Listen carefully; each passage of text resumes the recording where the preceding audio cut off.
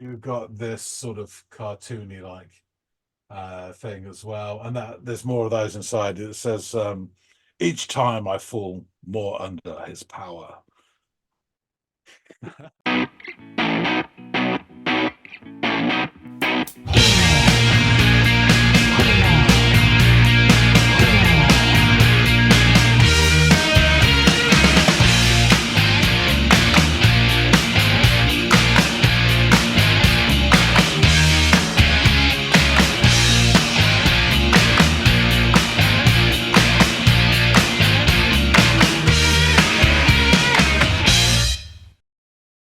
Hey, what's up, everybody? Welcome back to another installment of the Audiophiles. It's John, it's Andy, and we are going to dig into some tunage.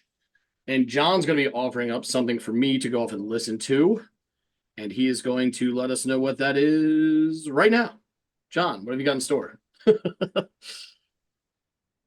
So I've got for you a track from a band which you have heard once before from me, and that band is the John Spencer Blues Explosion. Blues Explosion!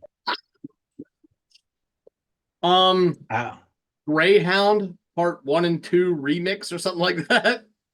Oh, yes. I loved that shit. So I am looking forward to hearing what else Mr. Spencer and his, explosion of blues has in store for us.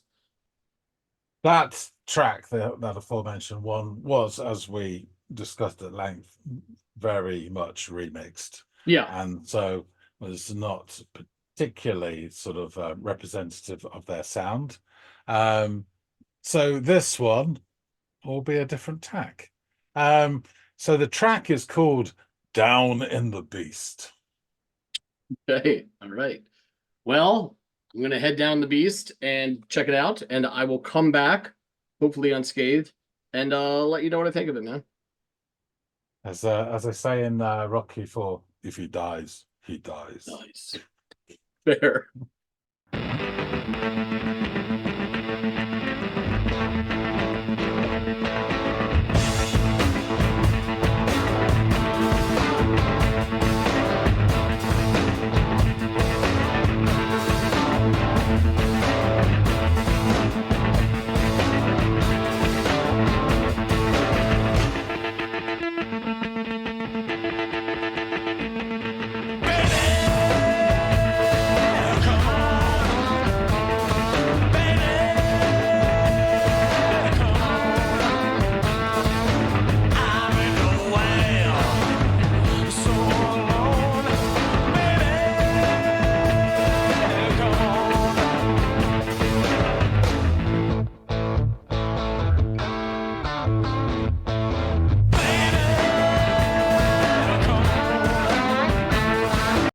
We've talked about acid jazz on this channel before. Hell, I just listened to a song that kind of reminded me of it a little bit ago, but this sounds like acid blues. Like it's blues, but a little bit different through a different lens, right? Kind of like this freaky, almost psychedelic kind of sound to it.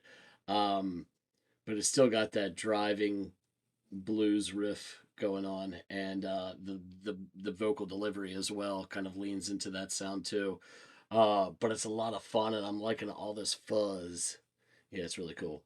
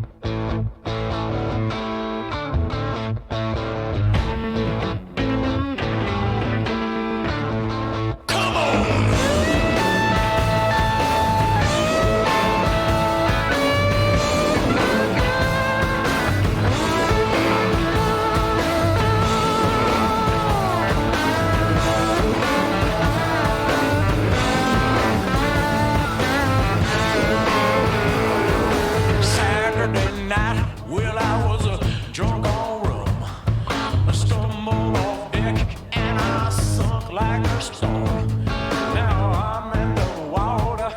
I won't give up the boat. Down, down to the bottom and take a good look. 3 miles down, my blood done cool. For up come a monster and swallow me whole. Baby, come on. Baby, come on.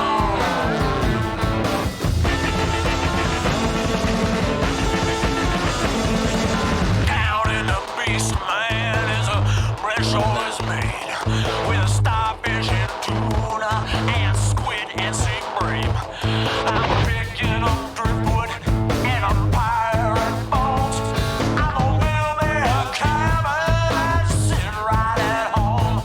That fish took my pride. That whale was my bitch. I lived in the guts and I lived in the stink. Wow, I digested. What's wrong with this fish? Oh Lord, mama, who knew I'd end up like this?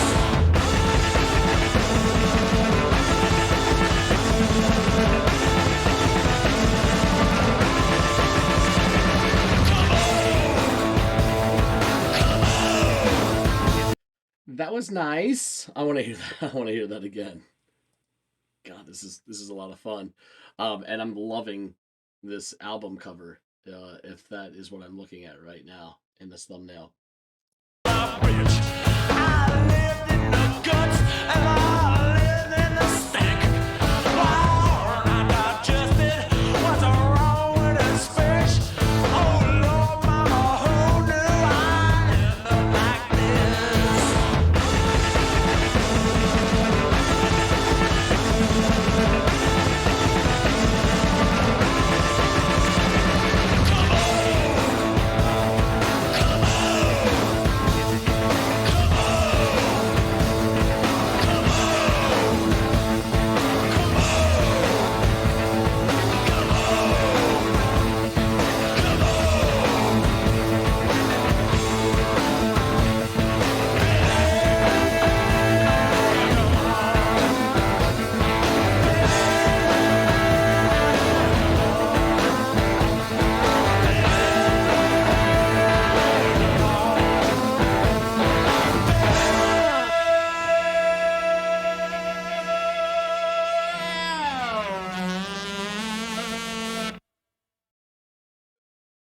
Was he saying "come on" or "kaboom" there at the end? I mean, "kaboom" would would fit well with "explosion."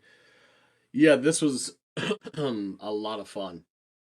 A lot of good energy. I love the blues sound to it, but I also loved the kind of I don't know, it was a little bit rougher around the edges, and blues already isn't the most polished sound in the world. And I love the blues, but I don't know, I guess it was just more of this thick fuzzy distortion added to it, but it's like Delta blues with a little something else peppered in there, and all I can keep thinking is is the term acid blues. But yeah, this was a lot of fun, and I really enjoyed it.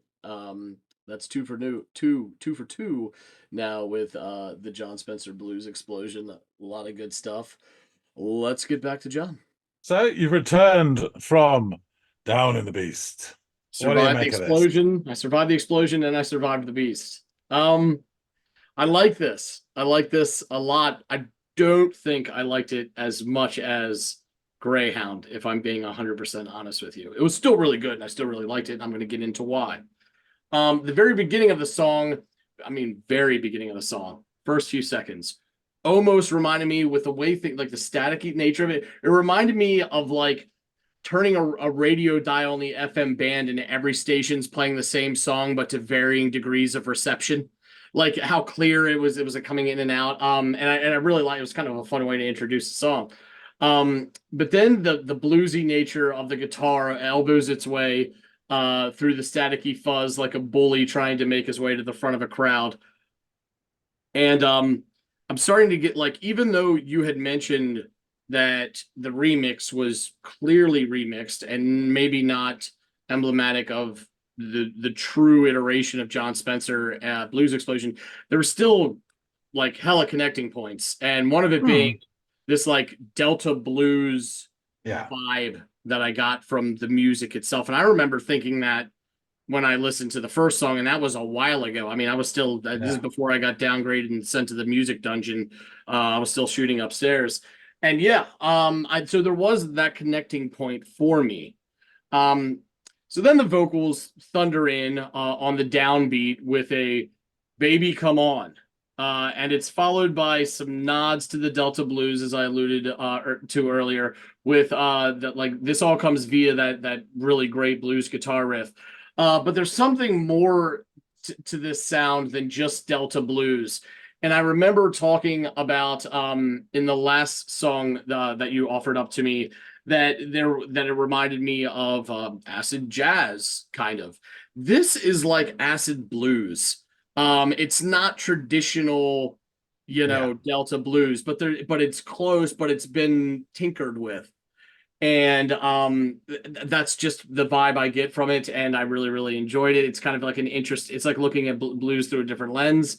And they've seasoned this with just something extra and something different, and I really really like it a lot. And around the 149 marker, the guitarist continues to shine with some gritty lead work that has his instrument wailing through the speaker, with this hint of like vibrato to the way the notes are delivered. I don't know if we've got like some finger bending going on those notes to create that kind of like the to create that sound or what, but I really really enjoy it.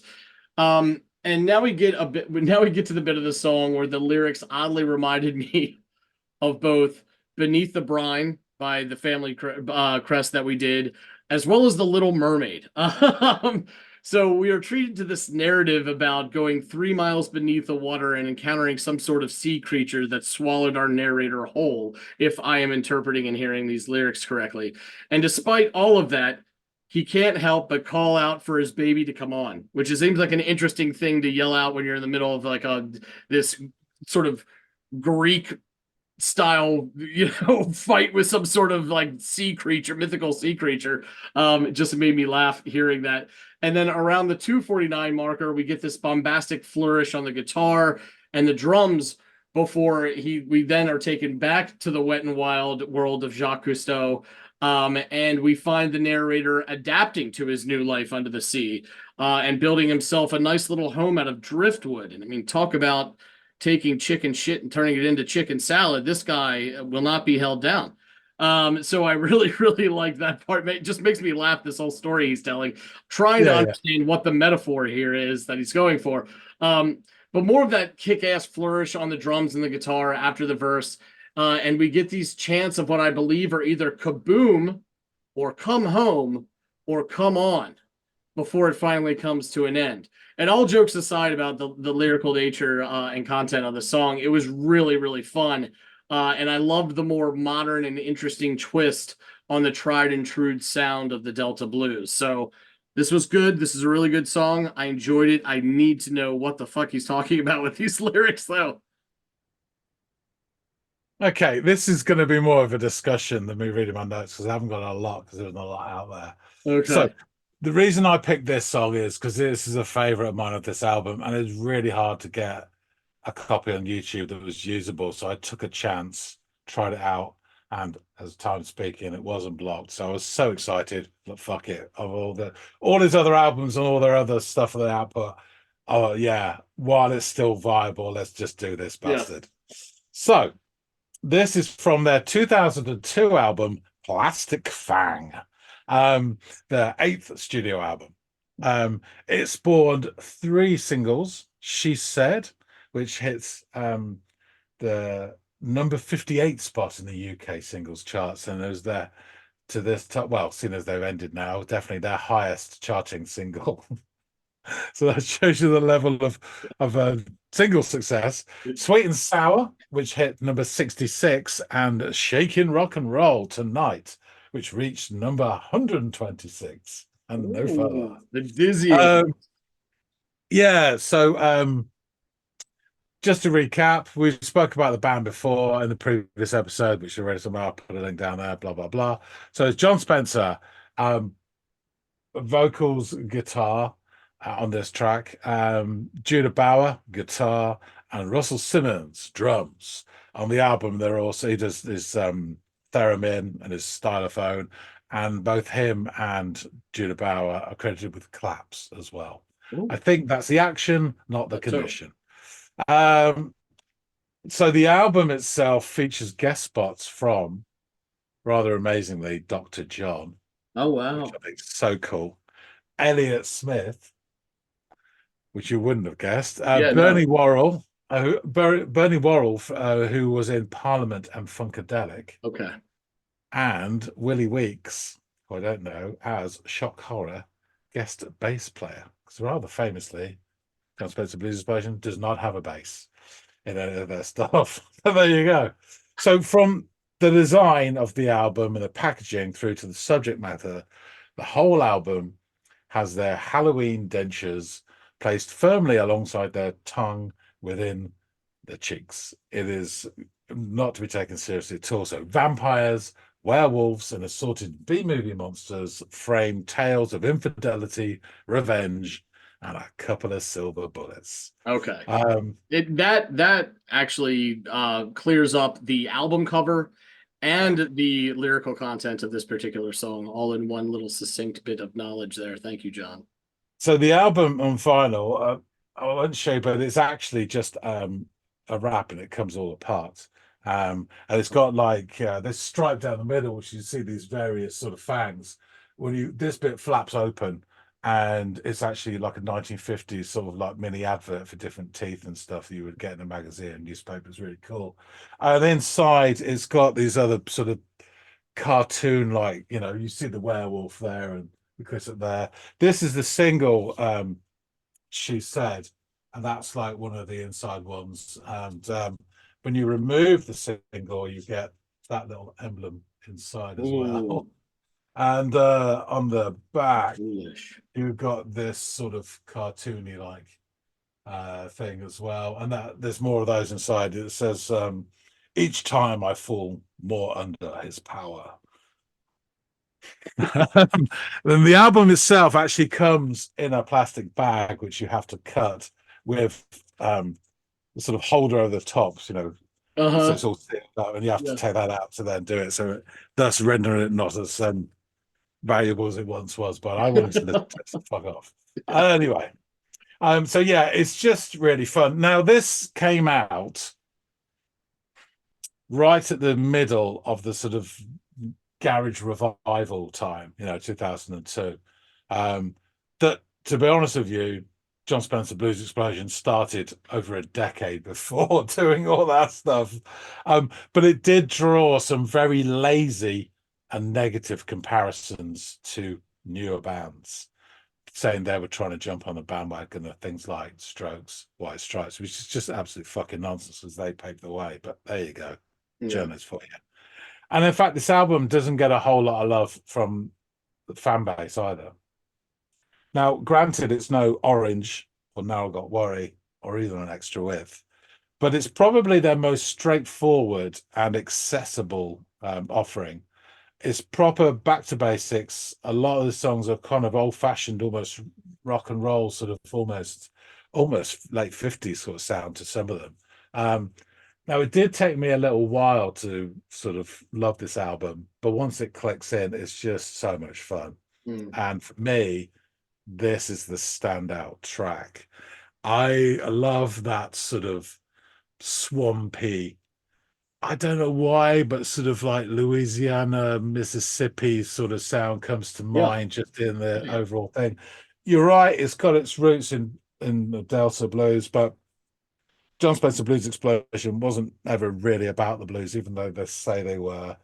They're all about adapting it and sort of pushing it forward. And they did so first with sort of thrashy, sort of noise, and then hip hop beats, and then this dirty sound, which they really perfected. And then they went on another trip in the album before this, Acme, which is a bit more polished and even had some sort of electronica in it. It was a bit inconsistent for me. And this one is just a bit more basic. I mean, there's other albums as well, which I think they became more and more inconsistent as they went along. But there was always one or two absolute killer tracks on every album. I think this for me is the one. Everyone's got their own, but I really, really adore this one. So, in terms of the critics, Drowned in Sound, there's some really interesting things been written about this, and you'll see when it all. So, Drowned in Sound said, "There's nothing clean to the John Spencer Blues Explosion. Throughout their career, they prided themselves on delivering nasty, gritty, dirty rock and roll. With Plastic Fan, JSBX have been wandering in the music's graveyard and have dug up a record filled with enough soul in its funky, riff-filled R&B to cleanse even the worst of sinners. The record shines like the blade of an axe with its razor-sharp riffs and heart-pounding drums. Alternative Press, the sound is just as expected. Sweaty, sexy, and leaner than a Thanksgiving turkey. All Music said Plastic Fang sounds live and abrasive, infectious and undeniable. And this is really interesting. Pop Matters wrote, "Forget the genres, as Spencer and Co. have.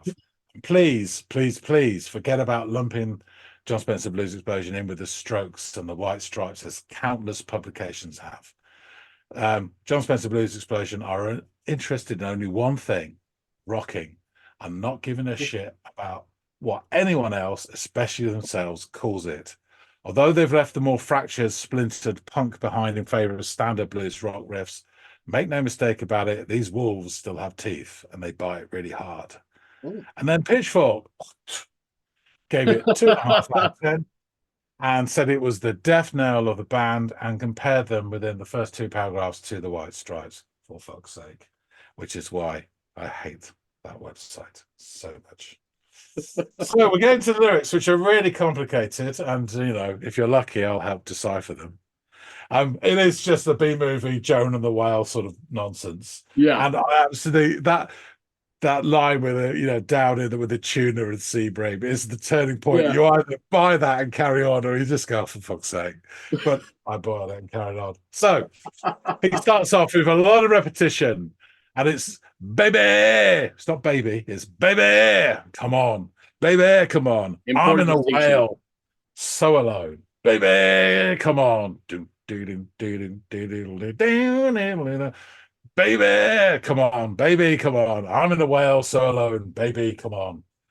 Ding, ding, ding, ding. Baby, come on, baby, come on. I'm in a whale, so alone. Baby, come on. And then there's a beat. Come on. And then, as you rightly, I wrote guitar whale and solo. Yeah. Oh, I had to stick with the whole, the whole marine wildlife.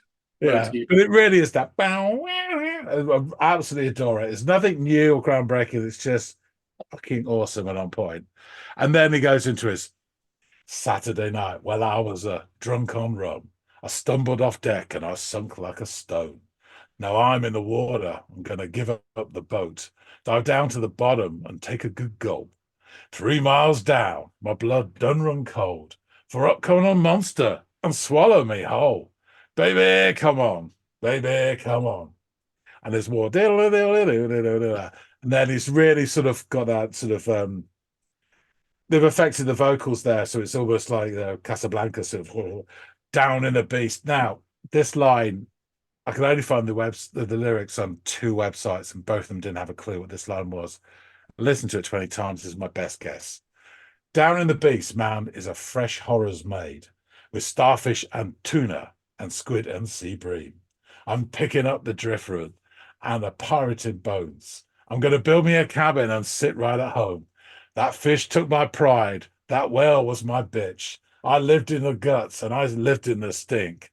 Well, Lord, I got justice. Well, what's so wrong with this fish? Oh, Lord, Mama, who knew I'd end up like this? And it's come on. 1, 2, 3, 4, 5, 6, 7 times. And then it's baby, come on. And then it's 4 times. And then it ends with baby. Oh. And there you go. Was that his last breath? It probably was. He probably choked on the phone. Oh wow, that's just a wild series of lyrics there. But I mean, the music. Yeah. You said you either buy into it or you roll your eyes about the lyrics. I was a little bit more on the roll your eyes side of it because it was just so silly Yeah, to me. yeah. The music was great though. I really did enjoy it a lot. I mean, by the time you get to this track, I can't remember if it's track 7 or something like this.